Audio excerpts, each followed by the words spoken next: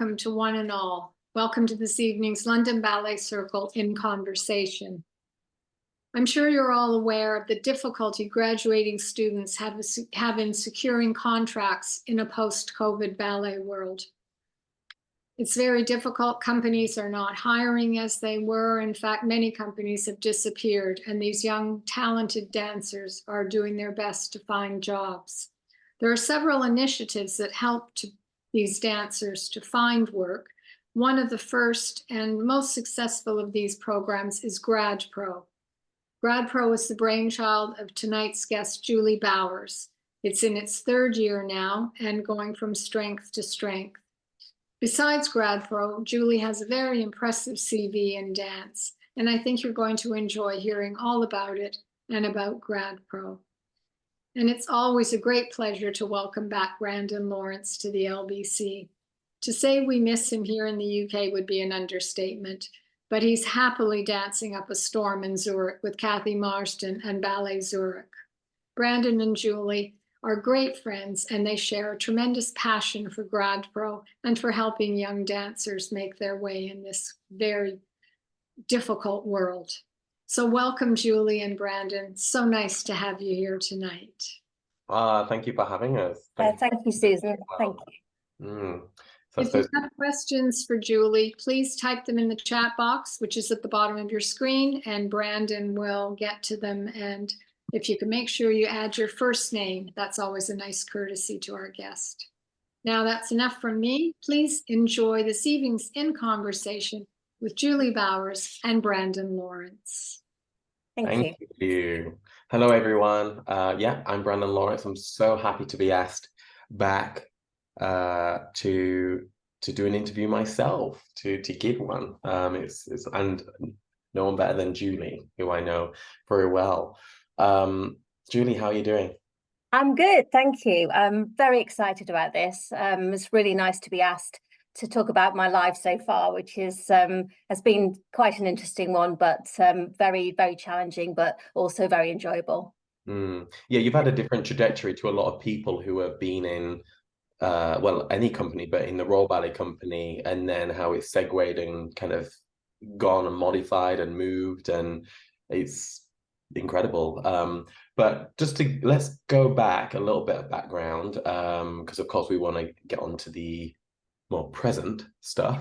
Yes. But before you went to the Royal Ballet in 1984, what happened before that? What was your trajectory into Covent Garden? Into Covent. So this may be quite complex, so bear with me. I'll try and take breath. I am an only child, and typical mum thought it'd be really good for me to go to ballet school, to ballet classes, to mix with other friends. And I went to a BBO school, that's the British Ballet Organisation, in Stoke-on-Trent, where I suddenly realised that I absolutely loved to dance. Did everything, ballet, modern, tap, all from the beginning. Acro as well, despite not being able to do a forward rollover. But apart from that, very enjoyable. And I became a BBO scholar at aged 8, which meant I was able to go to London, to Walborough House, to the head of the BBO, and spend a wonderful week at Easter. It was called the Concourse. It was absolutely fantastic. Met people like Alicia Markova, Brenda Last. And Brandon himself was also a scholar many years after me. I was going to say. So that was a really lovely experience, and I think that was about the time I thought to myself, I'd really like to do this as a career. Didn't sort of think I'm going to be a mega famous dancer, but just wanted to carry on with the dancing, and got to my 11 plus, and I think my year was the last time that normal schools had to do an 11 plus. And when I passed my 11 plus, everyone said, "Are you going to the high school?" And I said, "No, I'm going to Elmhurst Ballet School." And they all looked at me as if I was completely insane. You know, why at 11 do you want to go all the way down to Camberley and live away from home? to be honest, it was the best thing I ever did. I wasn't homesick. I loved having everyone around me. It was like having my own sisters, and there was no boys at that time. Oh. No, the boys were taken in as I left, actually, which I don't think that's significant. Hopefully it's not. Yes, so it was an all-girls school, and we were down in Camberley, and I had a fantastic time there. What I loved about Elmhurst was that I could carry on all my different genres. So I was able to carry on with modern and tap, which was lovely. The sad thing at that time is that I auditioned for White Lodge, and at the first audition was basically told I would never make a classical dancer. And I have the letter, and it was written by Barbara Fuster, and it said I wouldn't make a classical dancer. And I actually produced the letter many years later and showed it to her, and she thought that was very, very funny. So at that time, I sort of had a bit of a knock, but actually thought I don't really need to go to White Lodge. And actually Elmhurst was actually one of the best things I ever did. Just a little side question here with having news like that, because I had a similar story of not making a JA. Was that your own thinking in, no, I'll keep going? Or was this the people around you, or dance teacher, or like parents? Like it was me. What was the perseverance behind it? Yeah, you. To be honest, I don't know whether it was living in Stoke, but I didn't really know the significance of White Lodge. I knew what it was. Yeah. All I knew is I wanted to go and dance. And I think I did get a knock, but I did think, actually, well, I'll go somewhere else. And then Elmhurst must have been suggested. My teacher must have suggested it. I got straight in there and never looked back, really. Yeah. I think, yeah. I mean, ironically, when I got to audition for the Royal Ballet School, I was accepted into the Royal Ballet School and ended up in the graduate class, with all of those people I would have been with at White Lodge. Oh. So I got with them in the end, if that makes any sense. Yeah. So that was quite an interesting experience. And the Royal Ballet School was fantastic. Had lots and lots of lovely chances with the company, and actually was in the graduate class right from the beginning. So overall, how many years at Elmhurst and Camberley, and then how many at the Royal Ballet School before graduating? So how long in vocational training? I went to Elmhurst at 11, and I was a very young 11. I was just, because I'm a July birthday, so I was very young, and I left at 16. So do my maths, so 6 years. And then the Royal Ballet School, I was there for 2.5 years in the end. But at the end of in my second year, I had worked quite a lot with the company, and I was asked to go on tour with the company for 9 weeks. Wow. Yeah, a long time. It was a long time. Whereabouts was that? Was this one of the first times kind of leaving? Wait, this was international tour? International tour. So we flew to New York, we did New York, we did Washington. And then we went down to Dallas, and then over to Austin and Texas. And then we did Miami, and then over to Orange County. I mean, was this your first time to America? Yeah. Yes. Yeah. I remember, I don't want to keep obviously going back to me, but I remember when I was at the Royal Ballet School in my 3rd year, the graduates used to go on tour like every other year. And we went to New York my year, and it definitely wasn't for 9 weeks, but we went. And I remember, I'm just curious to know what your family thought of that, because when I remember saying it to my granddad, he was like, "You're not paying for anything." And he was like, "It's a busman's holiday." Like, well, yeah. I think we're going to be working, but all the folks back home. It was incredible. I mean, when I actually told my mum, I have this thing where when someone tells me good news, I walk away and then think, did I imagine that? I've always been like that. And Lynn Wallace called me into the office, and she said, "Julie, the company would like you to go on tour." And I was like, oh my goodness. And I left, and I rang my mum, and I went, I'm not sure whether I've just heard this right. I had to go back in and ask Lynn to repeat it because I was so shocked. But Mum was worried about me going for that length of time. But to be honest, I did ring a lot, and I wrote to them, posted loads of letters. Mum's kept them all in the old days when we used to post letters. But it was fantastic. We then left America, went over to Seoul in Korea, and then we went to Japan, and then we went to China, and ended up in Hong Kong. I mean, these kind of tours, of course, you know, big ballet companies do tour, even though it's become increasingly harder in the latter years, but touring that extensively is unheard of now. So what a time to be. They were really busy tours as well. I mean, we'd like do 100 Sleeping Beauties, you know, and you're doing 2 a day. Wow.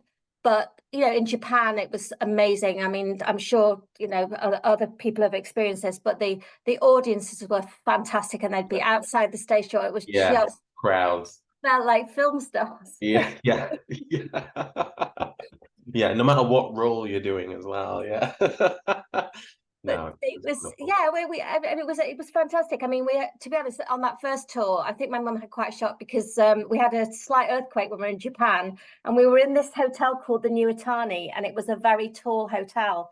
And I went into class to warm up before class, and I missed being in the hotel when it shook.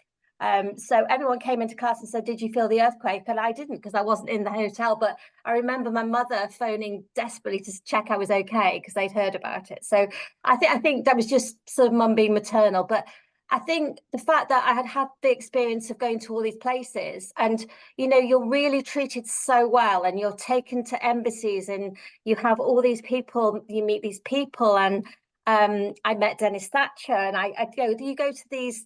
There's a wonderful chap in Japan called Mr. Sasaki, who used to host all these parties, and I think I was just I couldn't believe the world I'd managed to get into. It was absolutely fantastic. Yeah. So yeah, I mean, I've talked to Japan as well, and I think this Mr. Sasaki is still going. Actually, Yes. we had a whole party. I remember it very well. So during this tour, and having this taste with the Royal Ballet, did you know then you were going, or was this, oh, I'm doing this, and then I don't know what I'm doing after this? Okay, so this tour happened in my second year. Hang on. Yes, in my second year. And when we got back, there was actually 6 students on the tour. And when we got back, I was the only one that wasn't given a contract. And I was mortified, because I thought, well, that's not fair. I've just spent all that time. And they took somebody from the school, actually, who hadn't been on tour. And I was really, I think that was the first time I really felt as though, am I doing the right thing? And I took it really personally. However, in my 3rd year, in the February, I was given a contract, and then they never looked back.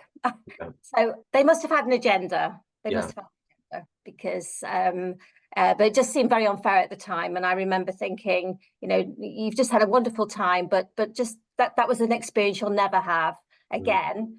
And then I got a contract. So there we are, 1984, you joined the Royal Ballet. You've already worked with them for many, many weeks around the world. So of course, spent a close amount of time with company members and stuff, seeing how they work and all of that. How was your time there? Kind of I know you were there when a lot of particular iconic works were also created. You were involved in many of them as well. What are some of the highlights of your time in the company, both on and off stage? Maybe some events you went to, you know, with the Glitterati. I know you've got a few there. So what was that like? I think a couple of things that made it quite easy to transition into the company was because I danced with them so much. I had my own places in ballets. So it wasn't like I had to go and learn, you know, the part. I was already second back on the left in Swans, and I'd been there for a year because I had been. And another role which was really quite lovely is when I was a student, Rudolf Nureyev came in, and he was dancing Bayadere with us, and with Sylvie Guillaume, which was a phenomenal dancer. And one of the girls in Bayadere in the company had gone off sick, and Rudolf came into the studio, into my grad class, and was watching us. And then he said, "You," and pointed to me, and he said, "You're on tonight, number 7." And I went on stage that night as number 7 in Bayadere. And when I left the company 9 years later, I was still number 7 in Bayadere. Well, if Rudolf wanted you there, no one dared take you out. There we go. No, it was lovely. And actually my aunt came to that performance, and we were at the stage door that night after the performance. Rudolf came out with his hat on and said to me, "Well done." And my aunt said, "That was Rudolf Nureyev." And I went, "Yes, I know." It was absolutely fantastic. So that was one thing. And I did get thrown on in quite a lot of roles. I was quite good at picking up things, and I was always very keen to learn everything, because I just thought it was a good to know that, you know, all the different parts and everything. I got thrown on in Rhapsody, which was an amazing experience. Ashley Page was my partner, literally talked me around through the whole ballet. I've never forgotten it. And there was another ballet that I was thrown on in Moscow. We did a tour to Moscow and Leningrad, and it was my birthday. And as we were getting off the bus, one of the dancers fell and broke her ankle. And I was second cast, and I was thrown on in Moscow at the Bolshoi with Stephen Jeffries as my partner, first night consort lessons. And it was the best. And that's a highlight. Yeah. That's a highlight. Not the girl falling off the bus. No. But to dance in that theatre, and it was David Bitley's ballet. And he was lovely. It was absolutely brilliant. It was a true highlight of my whole life. It was brilliant. Yeah. I'm just trying to think. I think that actually is a nice little segue there, because I do want to ask you about definitely one of my favorite people I've come across in dance, and I think maybe one of your favorite people in dance, that is the great Sir David Bitley. Of course, he was he resident choreographer at the time then? Yeah. Or yeah. if not, he was very close. He was there, yes, sort of about that time, yeah. And of course, he did his iconic Still Life at the Penguin Cafe, which you were involved in, as well as these other ballets. But what are your memories back then of him as this young choreographer who was making a stamp in the company? Well, it was really interesting, because when I was sort of first in the company, it was obviously Kenneth Macmillan was choreographing, and we did quite a lot of Kenneth's ballets, which were awesome, absolutely awesome. But then suddenly one day David appeared, and what I loved about it was that he came straight to the Corps de Ballet and picked us out to do really relevant roles, and no one had done that. You know, you just expect to do the swans and everything, but suddenly I was second cast gallantries, I was second cast consort lessons, I was first cast young Apollo, and I was like, what?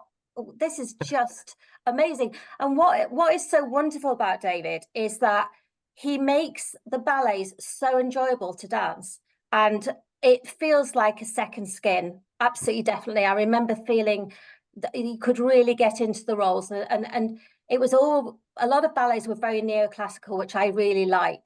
I love all the sort of different movements and everything, coordination, and he had so much of that.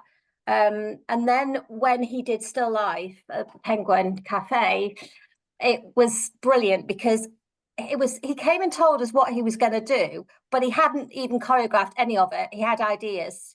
He'd literally had a dream, he said, and he woke up and it went from there. But we were all involved in everybody's part, so we all learned everything, and then he cast it. It was quite an amazing way round. And I was second cast Great Orc, and had the pleasure of dancing that in Texas in a 40-degree heat. But it was just the best. And recently BRB did the ballet, and I was able to go back and watch it, and actually I was able to write in the program about David and what effect that ballet had on me, and David was there as well, and was absolutely lovely, really lovely. Yeah, yeah. No, he's definitely, I mean, given so many opportunities to so many people in British ballet and overseas with his works being done. He's just recently he did a Christmas Carol, didn't he? Over Yes, yeah. so it's And yeah. such a down-to-earth, lovable person as well. Just your average gentleman, lovely guy, really lovely guy. Yeah. So just finishing off your time at the Royal Ballet, um, how did you know it was time? How did that come around? Was it a Rolodex of work that you thought, I like it, I don't love it anymore? Or was it actually, I have many more chapters that I need to and want to tick off? Or was it not your choice? Was it injury, you know? It was a bit of a mix. So we had a gala that we did for the Queen's 60th birthday, and it was a gala involving external people and the opera and the ballet. And it was a massive thing. It was filmed, it was on television. And I just remember at that time suddenly becoming aware there was another world outside. And I know that sounds like really strange, but I'd been so cocooned, and I suddenly ended up, and this one day I was just putting rosin on my shoes in the wings, and Placido Domingo came up to me and said, "What's that for?" And I looked up and I was like, "Oh my goodness me, it's Placido Domingo," and like stuttered, "This is to stop me slipping on stage." And then there was all these famous people that I'd seen, you know, on telly and everything. And I ended up doing the curtain call next to Judi Dench and Ian McKellen. And my mum saw it on the telly and she said, "Oh my goodness, this is mine and your dad's two favourite people." And I've still got the video. I've got it as a DVD now. I mean, So they should have said three favorite people, but yeah, okay. And I think I remember Jessie Norman singing at the end, and I remember having the feeling that there's more to this. I need to do something else. And it wasn't a direct decision that night, but that's definitely when I started thinking. Yeah. And then about a year before I stopped, I had a really bad knee injury and I had a cartilage operation. And I thought I could stop now, or I can get back and then stop. I'd always had an urge to do a degree. And I couldn't do the degree before the career because it just wouldn't work. So I'd always had in my mind that might be something I'd like to do. Apart from that, I hadn't really thought past it. I just knew at sort of 26 that I'd done it. I'd got it out of my system type thing. And I think I had the injury and I did get back. And actually, another highlight of my life is that we used to have this small studio at the Royal Ballet School that was called the recovery room or the injury room. And you used to find yourself in there when you got an injury with the wonderful Joan Lawson, who was an amazing lady who used to help us get back from injuries. But as a company member, I had to get back to full fitness, and I had the absolute pleasure of being coached personally by Monica Mason. So Monica taught me for 4 weeks to get me back to full strength, and I have never, ever experienced anything like it. It was sublime. And I was so glad that I'd stuck to it and decided to get myself right. Went on stage and did Elite Syncopations. That was my first ballet back, which was just such an exhilarating feeling. Went on tour and then left. Yeah. I mean, that's it. You know, Close the and have door. that memory. I mean, Elite Syncopations, what a hoot to dance. It's great to watch, but in my opinion, it's even better to be a part of it. Yeah. So. It was really nice actually, because that was my last obviously tour with we finished in Orange County again, and I went on in Swan Lake Act 3 as one of the flunkies, they're called, with these like white wig, and I had to catch the so yeah, I did catch it. I was terrified, but I did catch it. So yeah, that was lovely, and everyone was wonderful. And to be honest, I knew it was the right time. I got myself back from the injury, and I thought, right, now I'm going to go and do a degree. So there we go. So we move on into academic studies. You said you always wanted to do a degree. God knows why. Was that from before the Royal Um, Ballet and the Royal Ballet School and yeah, Elmhurst, or just was that the done thing, kind of, you know? I always enjoyed studying, and I didn't really get the chance to do A levels because when we went to the upper school, although there was like the odd A level occasionally thrown in for good measure, we didn't really do A levels at all. So I'd almost stopped after doing my O levels, and I sort of always had a hankering to really learn a lot more. I also felt, to be fair, that to go to university would ground me and make me sort of, it would be a good transition. The transition is one of the hardest things that a dancer ever goes through, no matter what anyone says. It is really, really tough stopping. But I think by doing the degree and getting myself into studies, I did actually help myself. And my whole of my degree was funded by the Dancers Career Development, which was amazing. So I was able to use some really good money from them to actually do what I decided to do. And when I decided to go to university, I went to a mature students' university very near home called Keele, because I felt I should stick with people my age at that point. And I started off doing law, and within 2 weeks, I thought, "What are you doing? I can't do this. It's too much."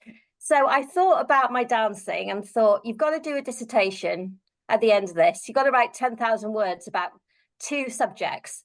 So I decided to do international history and American studies, and my 2 dissertations were on Diaghilev and the Ballet Russe, and my other one was on Isadora Duncan. So I managed to throw my whole of my sort of learning into my dissertation. And a really lovely thing was I got the chance to go and interview Dame Nanette de Valois a few years before she died in her house. And I arrived at the front door, and she opened the door and she said, "Darling, you should have come earlier. Alicia was here for lunch." And it was brilliant. And then she was brilliant. So I interviewed her and had her as a primary source for my university degree, which was fantastic. So I managed to keep dance in there. And I did get my degree. So I do have a piece of paper on the wall somewhere, but I think I just felt I wanted to achieve it. Never really done anything with it. No, but I mean that fulfillment, and actually to also put everything from that chapter of that career at the Royal Ballet and the school and training into it. I mean, no one really goes into studies at that age with a full of knowledge that they already know. Yeah. That, you know, it's quite remarkable, you know. It's quite remarkable. Like, I'm guessing your peers at the time, you know, like you've what? You were at the Royal Ballet, you did all this, you've toured the world, you're like they're probably thinking I used to make everybody laugh because I'd got sort of quite a dress sense when I was at that age, and I used to wear a lot of hats. I don't know, it's the phase you go through. I wouldn't do it now. I had this really lovely sort of like brimmed hat, and I used to go to Keele in my hat, and everyone used to say, "Oh my God, here she comes in her hat." And I was just, it was like, that was almost my sort of hanging on to the company life and everything. Yeah. It was very funny. Yeah, and actually, while I was at Keele, I decided it would be very astute to try and do some teaching. I never wanted to teach. I never did. Everyone used to say, "Oh, you're going to set up a ballet school now?" No, I'm not. I just didn't. It wasn't anything in me at that time. But I thought, you know, it would be good to maybe go and do some. And actually, that's when I went up to Northern Ballet School while I was still doing my degree and started teaching for the school, which was really good for me because I started teaching vocational students on the classical course, and I started to choreograph. And that's when I found another thing that I really loved. And I started off with little ballets, And then I was asked to choreograph for the Royal Academy of Dance's 50th anniversary. And I did a piece, and guess who was the guest? Was David Bintley. And he came up and watched the performance and came up to me afterwards and said, fantastic what you're doing, keep going. And then he actually gave Lei Zhao, who I know, Brandon, you know, yeah. And she got a contract with Birmingham Royal Ballet that night. Yeah, I think Lei was one of the first dancers he employed as director.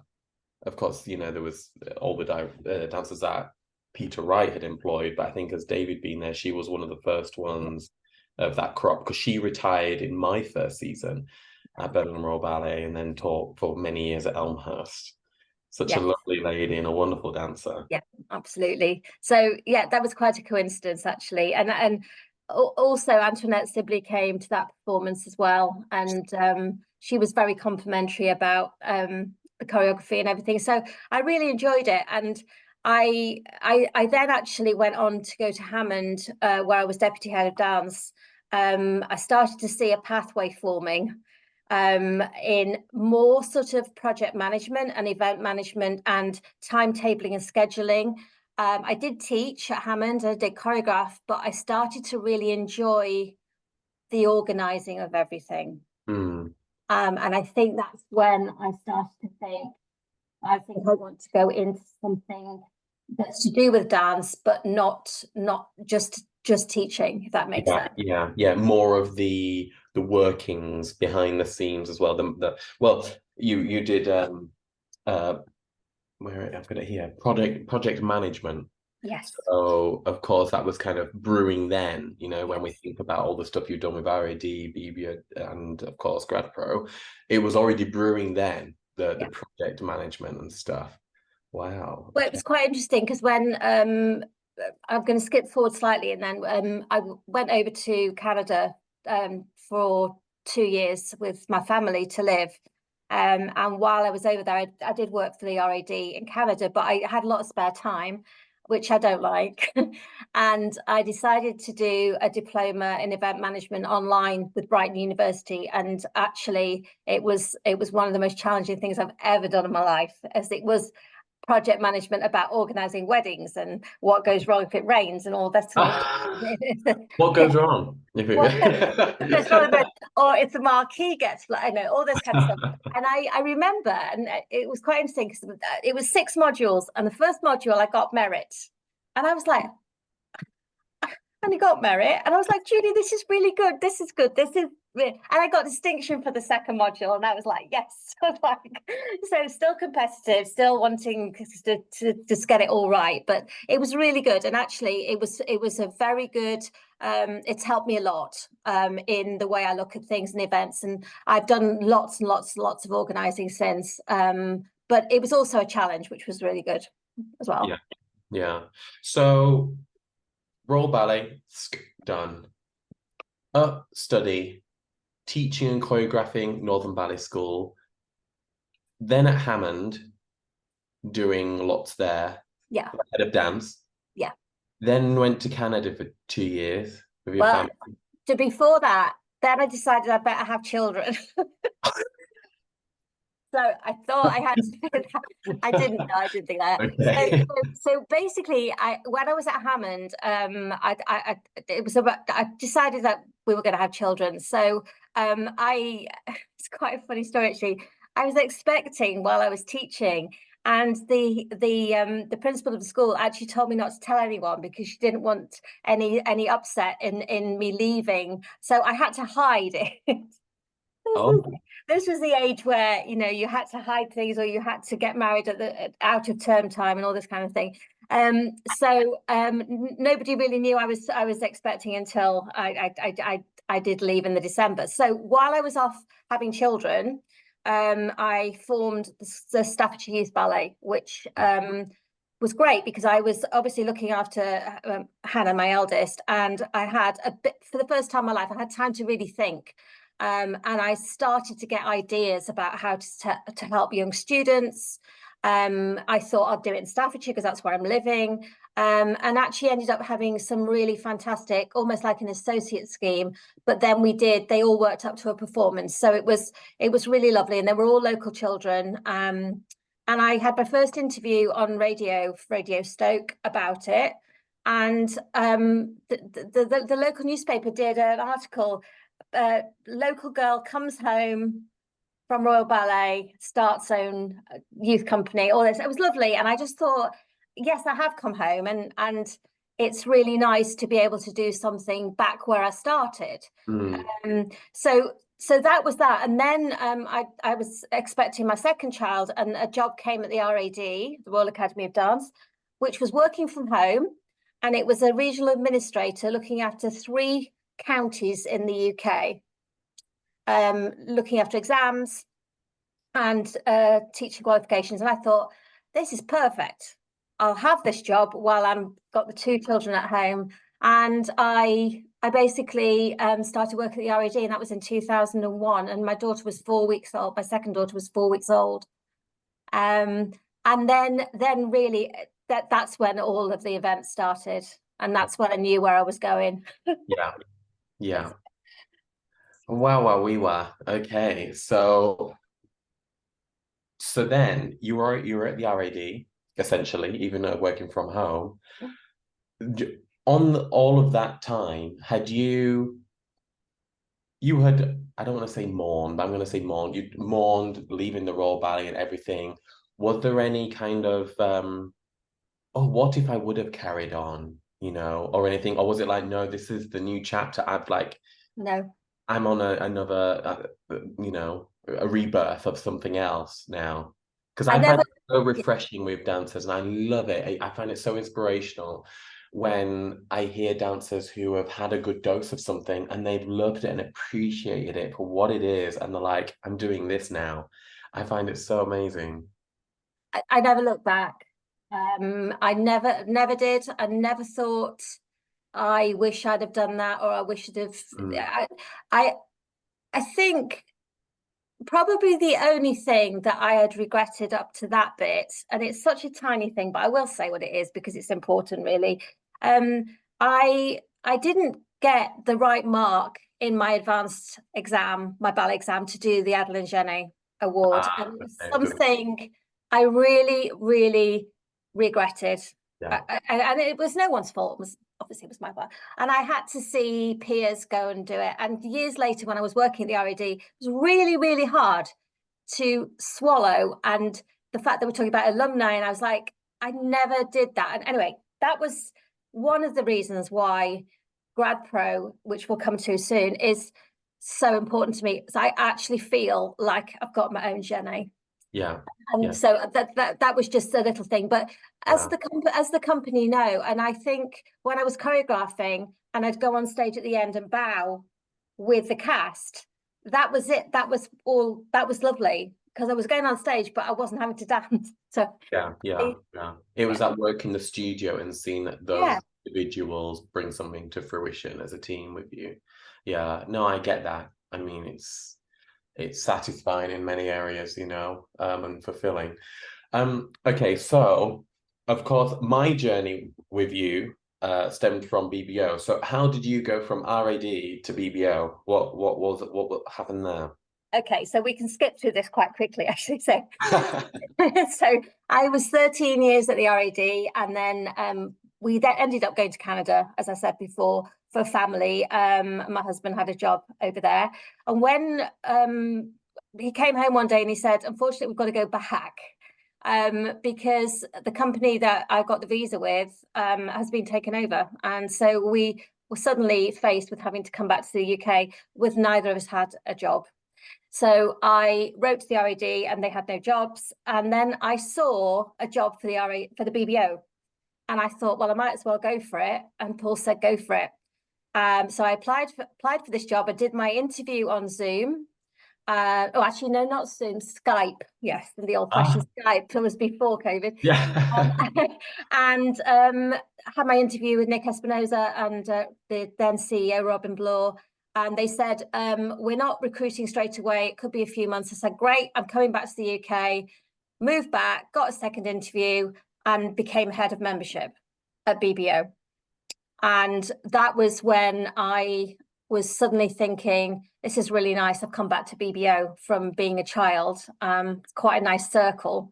And actually it was nice because a lot of the teachers sort of knew that my teacher and all that kind of thing. So it was like a family, which it is absolutely. I then became Director of Artistic Development and ultimately I'm now CEO, which is probably the biggest achievement of my life. Yeah.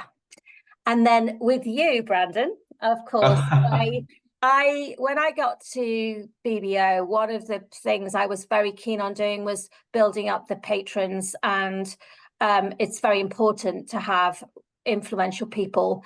And I knew about Brandon. Sorry, I'm talking about you, but I'm not about you.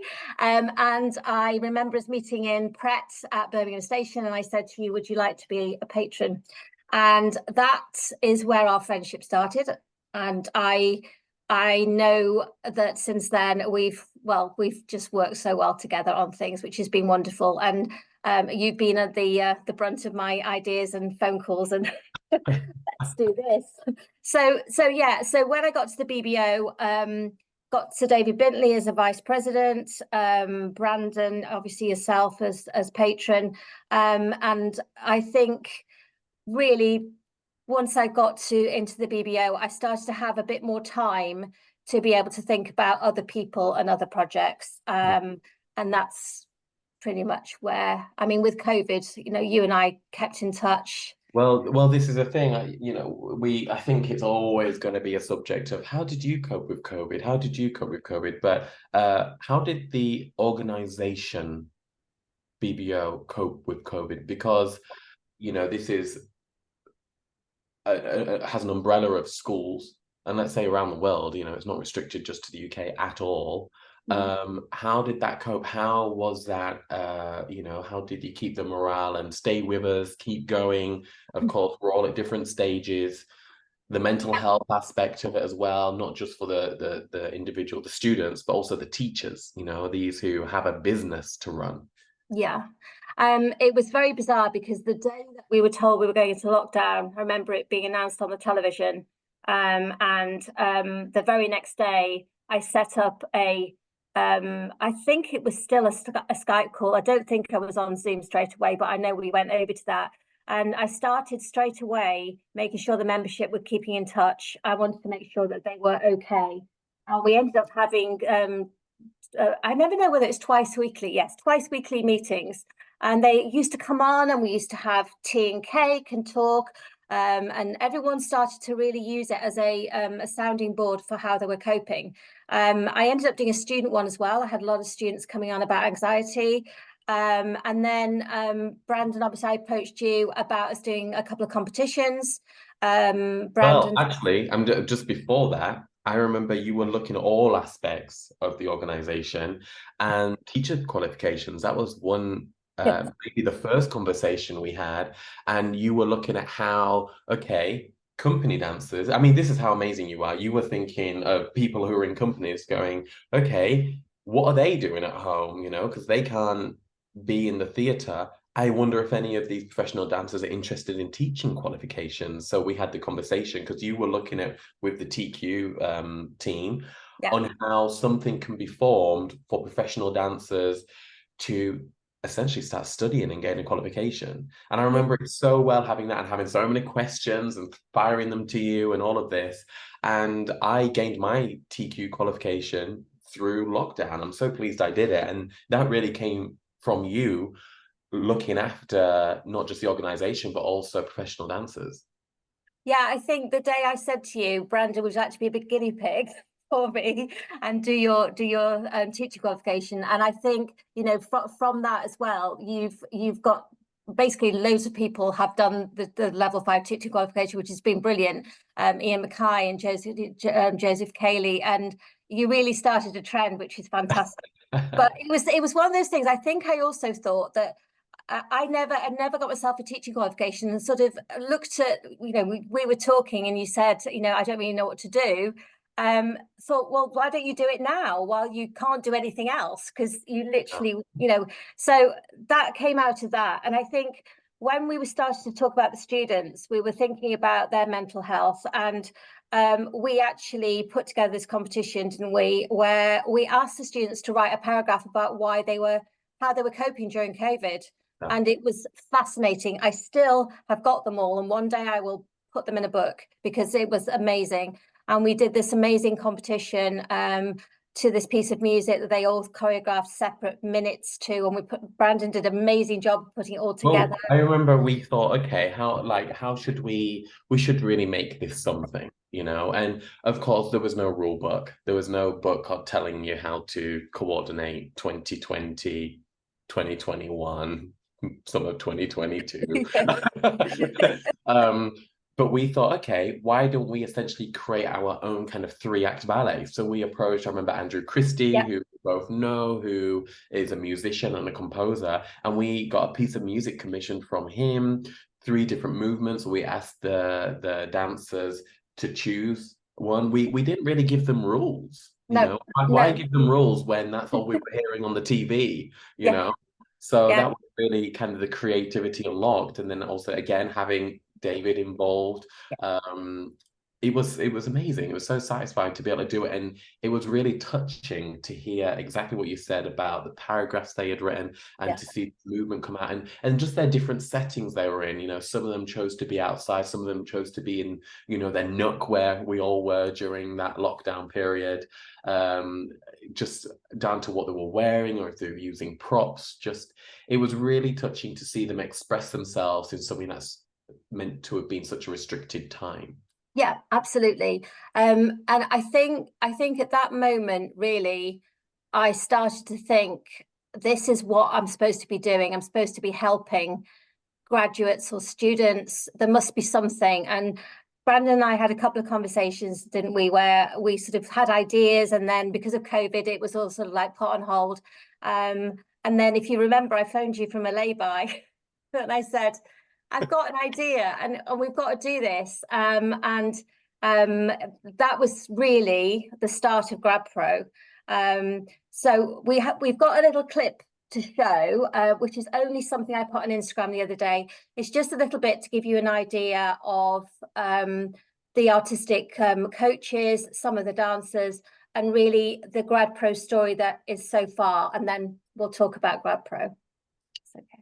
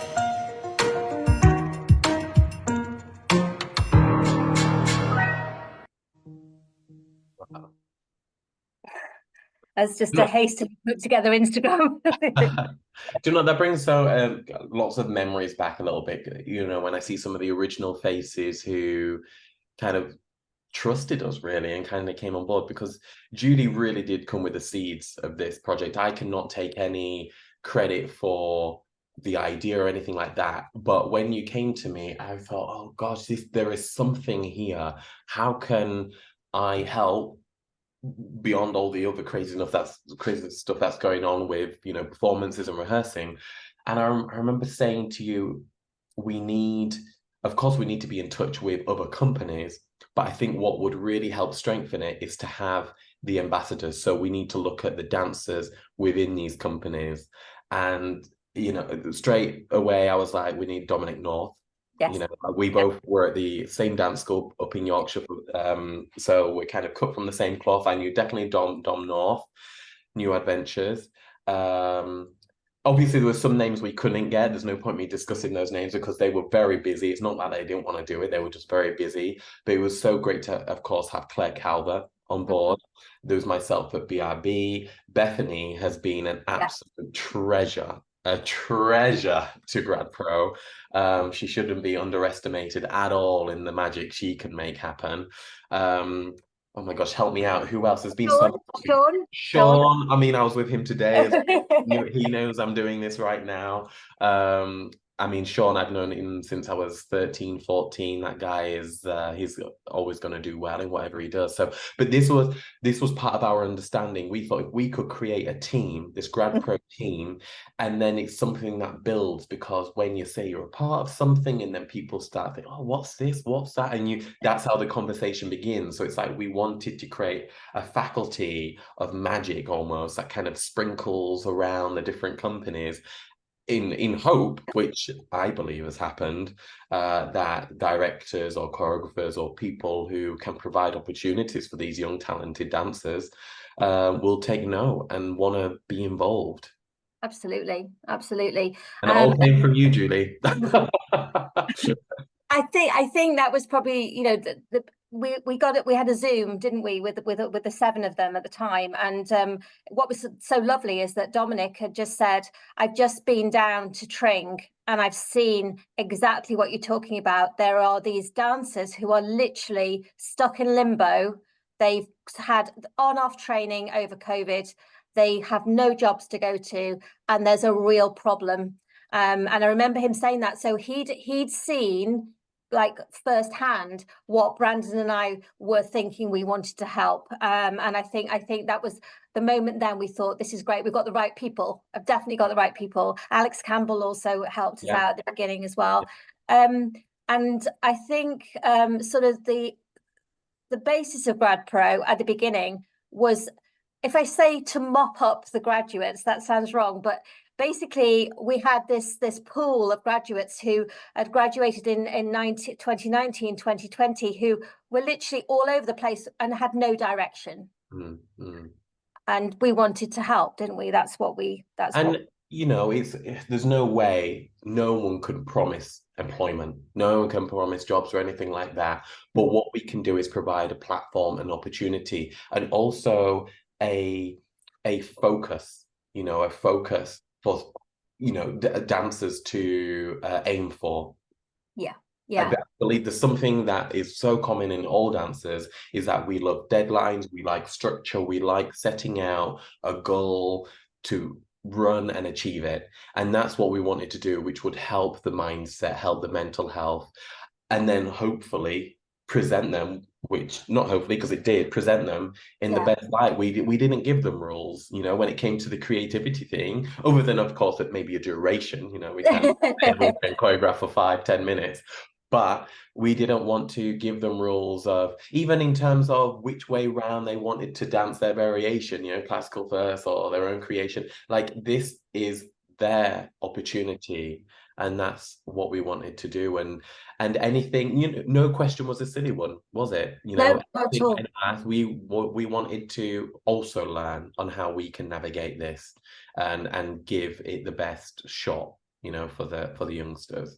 Absolutely. So many incredible kindness from Dances to Virtuosa Imogen, which is Drew Tommans, who, you know, those guys are very close friends to ours now. They're not just people who work alongside, but we adore them dearly, who will move mountains for this project and have moved mountains for this project. So it's really built so organically. And I think it's become its own family in a way, which has been so lovely. So, you know, students, I think at the beginning, Brandon was very clear to say, don't make it a competition. And it was the best thing that you ever said, Brandon, because that wasn't what we were doing. We were doing a performance opportunity. And I keep saying that is what it is. It is to give them performance opportunities. If they're seen in the meantime and get a contract, great. But it's the creation and the taking part. And what we do, and this is something that did come out of COVID, is that we make sure they get feedback, and I'm still helping some of the the graduates from the first year. They're coming back and asking for advice, which is so lovely. And it's like we've got this open door, and it's getting bigger because every year we get another set of graduates. And I think now it's transitioned from being the graduates from sort of like the years before. It's now become almost a third year vocational thing that people come to, and people have heard about it, and the students are coming from all different vocational schools, and we've got 2 this year from Vancouver Island, which is phenomenal. So when I said we've got our own Jenny, we've got our own Jenny. Yeah, I think, of course, it has, when there's been opportunities in terms of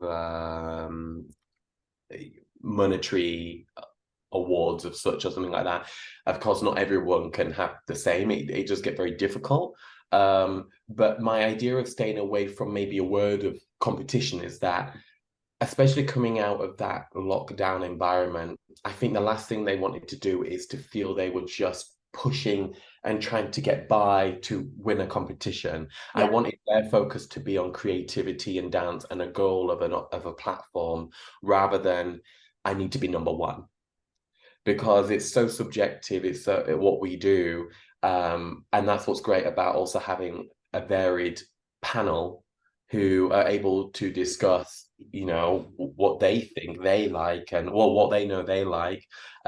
Because we've heard them talk behind the scenes, and it's like, well, there's this person, and it's really interesting. It's really interesting. We stay out of it, Julie, don't we? We stay out of it. Like, this is up to you guys. This is up to us.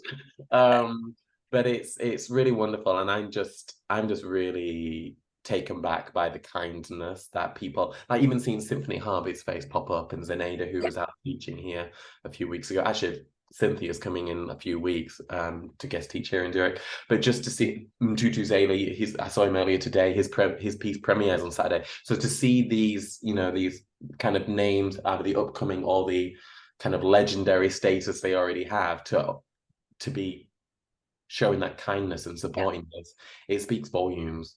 Absolutely. And the London Ballet Circle, which has invited us to do this, and of course supported financially as well, is huge. Absolutely. And I think even at the beginning, we didn't even know, we didn't know how we were going to do it. And I remember it literally snowballing itself. I think the thing we first decided was, let's do 4 regionals so that the graduates don't have to pay to travel. That was the first thing. Help them go to their local venue. And then the generosity the first year, every single venue free. Nobody charged us. It was phenomenal. And then I approached Gail Monaghan, and she'd always said to me, I'd love to chat if you've got any ideas. And she wanted so much to contribute, and she and the London Ballet Circle have contributed for the last 3 years, as have Dances. And for the students to say, I've got this, and the London Ballet Circle have supported me, or this is the Gail Monaghan Award, it's so lovely for them, and it's become a thing that you get at GradPro. So it's not that you win, you are awarded that pot of money or that sort of award from there. And Dances did a wonderful thing of paying for like 2 coaching sessions for one of the award winners to have us, to be taught by an inspiring dancer. So we've got all that kind of thing. And then I'm going to go on to this year, because what Brandon and I also always do, don't we, is listen to what they're saying. And I think it's so important what the students think. So we got the 8 winners from the last 2 years, the award winners, and asked them what they would do if they did it again. And actually, it was the best thing that I ever did, because they said, we want experience. We don't just, it's not just about the money, it's about experience. And for them to say that, and it was the boys that said it in the group, which was really interesting. So I thought, okay, next challenge. So I said to you, Brandon, let's see what I can do. And this year they have the added extra of having a week company experience with the Royal Ballet, Birmingham Royal Ballet, or Northern Ballet, which is like the icing on the cake, because that's hopefully giving them, yes, hopefully giving them that company experience as well. And like you said about the judges, we've been so lucky, haven't we, with, you know, the support from Dominic Antonucci at the beginning, and Zenaida, and they've all been incredible.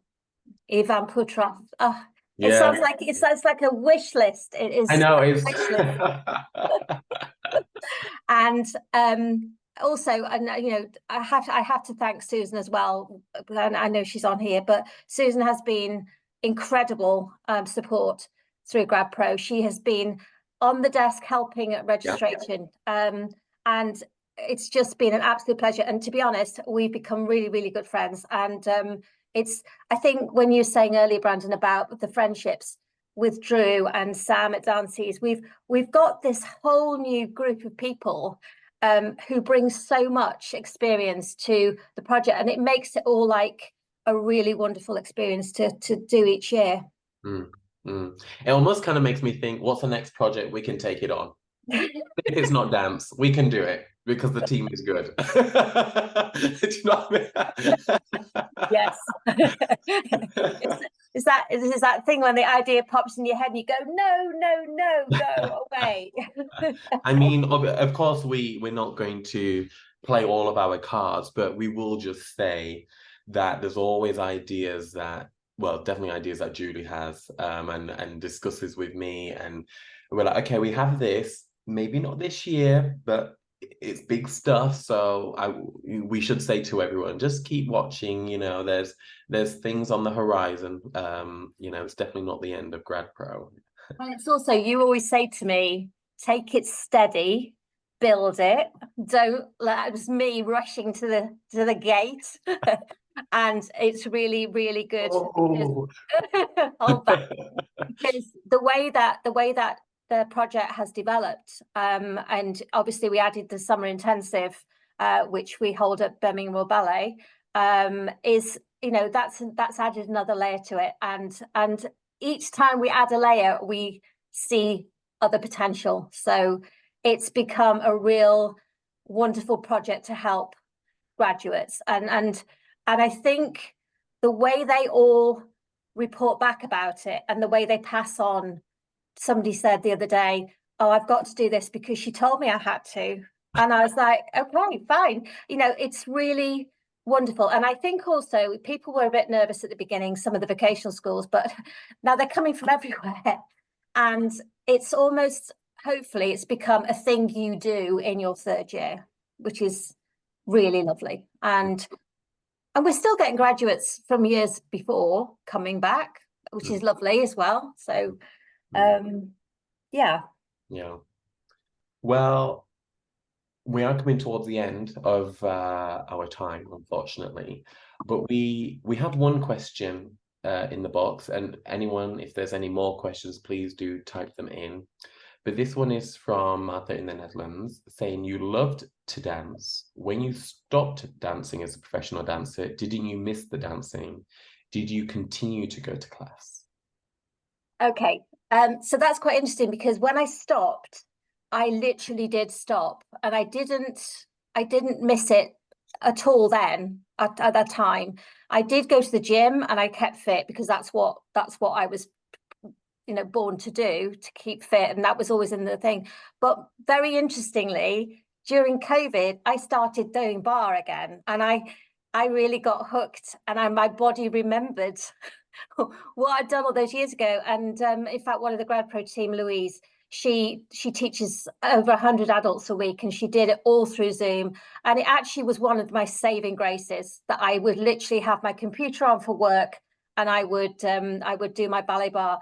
And since then, I quite often do. So yes, it's come back, but it wasn't something at the time. But I think COVID, it probably kept me sane. Yeah. Yeah. Oh, we have where are we looking? Oh, here we go. So this is a question from me. What is a day in the life like for Julie at the moment? Okay, so I basically obviously do my CEO role, which involves obviously organizing a loads of events and student things and everything. And then every time I have a break, I'm on GradPro duty because we have our regional starting. In fact, we have a closing date on Friday. So I'm sort of taking entries for GradPro. I'm starting to plan timetable. In the meantime, I'm sort of nipping out and doing my daily shopping and sorting my daughters out and my cat. My husband, and yes, and to be honest, it never stops. So, Just keeps going. just keeps going. But it's Eat, rave, repeat. yes, and to be honest, I wouldn't want it any other way. Oh, just going back to GradPro, Yes. from Fiona, who's new to GradPro, can you explain how graduating students get involved in the program, and can we take anyone who wants to participate? Okay, so when we say there's no rules, there's a little sort of a rule. So basically, the students have to have completed 3 years of vocational training, which means they can be a past graduate, or they are going to graduate this summer, so as in 2024. The only stipulation is that they have to have done 3 years vocational training, and that's really because the standard that's expected, obviously at company level, needs to be that they are performing and sometimes have received contracts, so they have to be almost company standard. Anyone can enter who passes that criteria, well, at the moment it's sort of ballet contemporary based with it's mostly ballet because we do a ballet class and everything, but who's to say it might go down other genres. Anyway, let's not talk about that at the moment. You never know. Yeah. Does that answer the question? I think so. Fiona, does that answer your question? I We think also so. have another add-on from Fiona. Can Okay. you outline the full GradPro program and maybe just also the opportunities then that leads into for the GradPro dancers? Okay, so basically the GradPro program is that they come and perform at a regional event, and that there are four venues, and they have to choreograph a piece of their own for that, or a teacher does it. So they're showing their creativity, and they basically dance in the regional in front of 3 judges who basically decide if they're strong enough or they are really company ready. And there are about 12 to 14 of the graduates who are taken through to the final at Elmhurst in May. And that is a day when they are almost acting as company members on stage, do a class, they do a repertoire solo that they learned. They're coached by the artistic mentors on their solos, so they have one-to-one coaching. And then we have these judges who basically award these awards to the appropriate people. And since we started, certainly the first 4 award winners have all got full-time contracts now. They're dancing out in Cape Town, BRB, Royal, Scottish. So the opportunity is there for them to be seen, or to take part in things, films. One of the girls did some filming because she was seen, and it's opportunities like that come out of it to give them chances to get employment, but also to be seen, and obviously we do help afterwards and keep in touch and help and guide them. Yeah, I remember. Of course, I'm not an artistic coach at the moment because it would be more challenging, especially as Julie knows, I insisted I wanted to do all my coaching in person. So I would do at Elmhurst with some of those. But I remember you making magic happen, that I was going on tour. It was my final, it might be my final tour with BRB when we did Swan Lake in Edinburgh. and we went up, and I did coaching with Robbie at Dance Space. I remember you booking the studio. He came over from Glasgow. Of course, his teacher was like, "That's all great," and it was fantastic because there's nothing like being in a studio and being able to really work like that. And I was so pleased that the tour made that happen, as well as you were able to make that happen. Well, it was really good. It was really, really good.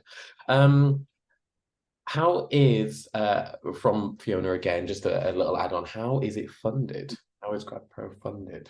Okay, so the first year was basically, we just asked for as much help as we could from people. I set up a Just Giving fund, and the dancers were able to enter for a very small fee, which was just, in fact, we actually gave all the finalists their money back for the entry fee. Last year, we were very blessed because we received a very, very big amount of funding from a gentleman who had seen GradPro on social media and gave us £15,000, and Lady Sainsbury also gave us 5,000. So that was last year. This year, I have no funding about the actual I have award money and sort of to help with bursaries, but the students enter, and the entry fee is basically covering everything. And then obviously we've got the help from the London Ballet Circle and Gale Dances. So all in all, it's a bit of everything from everybody.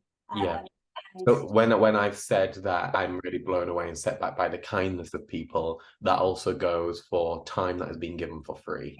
Yeah, absolutely. I mean, the other thing is we're still getting venues for free, which is fantastic. So that helps because we're able to, help the students more, which is the most important thing. If there's no more questions from anyone out there, I have one final question, which is nothing to do, well, maybe a little bit to do with GradPro. I did prep Julie on this one. It's a little bit of a fun one.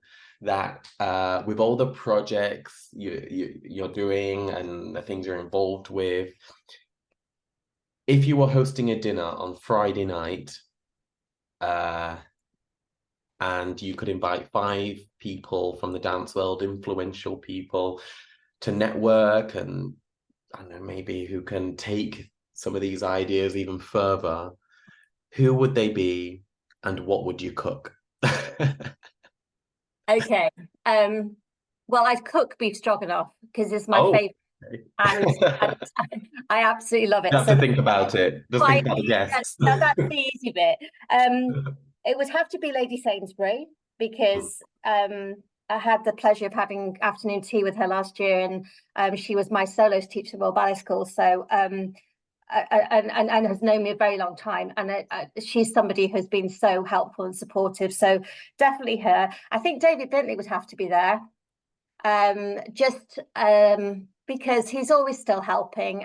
He's going to be a judge at the final of GradPro. He's always supportive. So definitely there.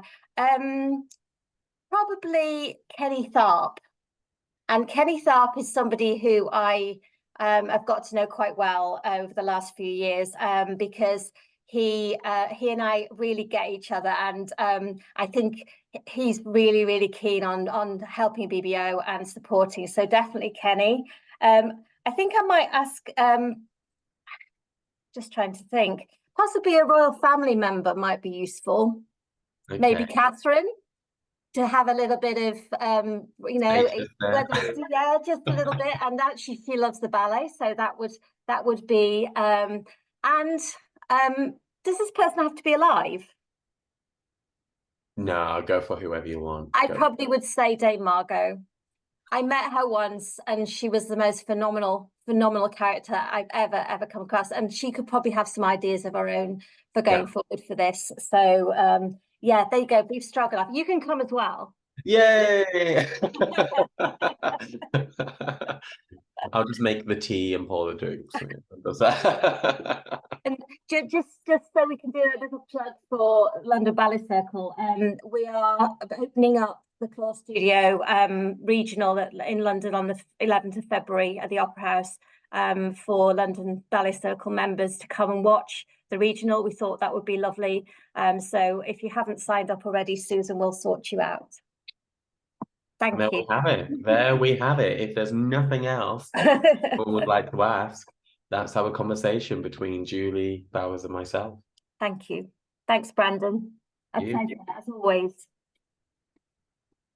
Thank you. Thank both of you so much. That was absolutely wonderful. We're so lucky, members and friends of London Ballet Circle. We get a front row seat to the most wonderful conversations. And when two good friends get together, I mean, it's just fantastic. The night could go on and on and on, and we'd be fine. Just, you know, we could send out for beef stroganoff and anyway, that would be a wonderful dinner party. And if you do manage to hold it, please, could you record it and we will enjoy it. But as Julie says, the passion that she and Brandon have for helping these young dancers and for GradPro and so on, it's absolutely infectious. And if you want to experience a bit of it, please come to the Clore Studio on the 11th of February, Sunday afternoon. We'll hope that there are no train strikes or anything, and we carry on. You can sign up on the LBC website, www.tlbc.org.uk. And you never know, you may very well see the next Julie Bowers or Brandon Lawrence, up and coming young dancers. It's a great event, I can tell you for sure. So thank you both so much. This has just been wonderful. Thank you, Susan. Thank you, Brandon. Thank you, everyone. Thank you. Thank you. So please join us next on the 13th of February for a Zoom conversation with Javier Torres, Managing Director of the Costa Dance Foundation. And the LBC AGM is on March 11th, and Casper Lench from the Royal Ballet will be our guest speaker at that. Details of all this and everything else the LBC has to offer is on the website. And while you're there, if you'd like to make a donation so we can continue to help these wonderful programs like GradPro and things for these young talented dancers who are working so hard to bring us the joy of watching ballet, please consider making a donation. Thank you. So once again, Julie and Brandon, thanks so much. It's just been great fun. The time has flown. And we wish you both all the best, Brandon in Zurich and Julie. Good luck with GradPro and BBO, and I hope you manage to get your shopping done as well. And thanks to all of you for coming this evening. Please stay warm, take care, and have a great rest of your evening. Good night, everybody. Bye.